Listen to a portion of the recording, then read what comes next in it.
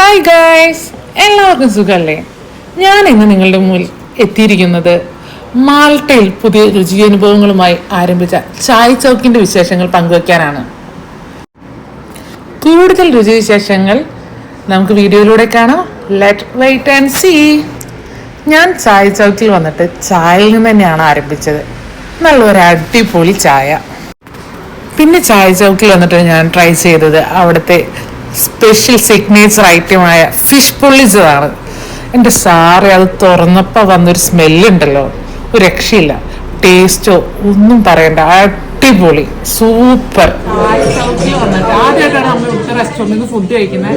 ആദ്യമായിട്ട് ട്രൈ ചെയ്തിട്ടുണ്ട് special item fish പൊള്ളിച്ചതാണ്. അപ്പോൾ അത് ട്രൈ ചെയ്ത് എനിക്ക് ഇഷ്ടപ്പെട്ടു. അപ്പം ബാക്കിയുള്ളവരെ കൂടി അഭിപ്രായം. ഇത് പൊറോട്ടയാണ്. ഞാനൊരു കാര്യം ചോദിക്കട്ടെ, വൈറ്റ് ചായ് ചോക്ക് പ്രേക്ഷകർ പറയും, അവരാണ് സജസ്റ്റ് ചെയ്തിട്ട് നമ്മളിവിടെ എത്തിച്ചത്. ഞാനിവിടെ ഫസ്റ്റ് ടൈം വരുന്നത്. പല വീഡിയോസും അഭിപ്രായം പറയുന്നു കേട്ടോ. അപ്പോൾ നിങ്ങളിത് സെക്കൻഡ് ഇത് സ്റ്റാർട്ട് ചെയ്യണമെങ്കിൽ എന്തുകൊണ്ടായിരിക്കും? ഇവിടുത്തെ ഫുഡ് അത്രയും നല്ലതായിട്ടുണ്ട്.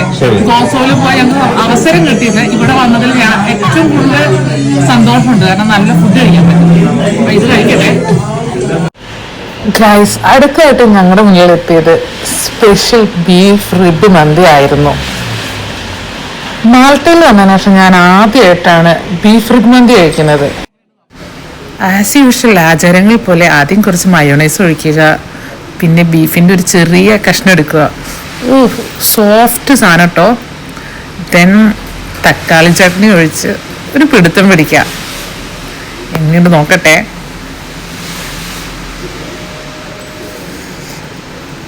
അടിപൊളി. നിങ്ങളൊരു ബീഫ് സ്പൈസി ലവർ ആണെങ്കിൽ നിങ്ങൾക്ക് മസ്റ്റ് ട്രൈ ആട്ടോ ഈ സാധനം.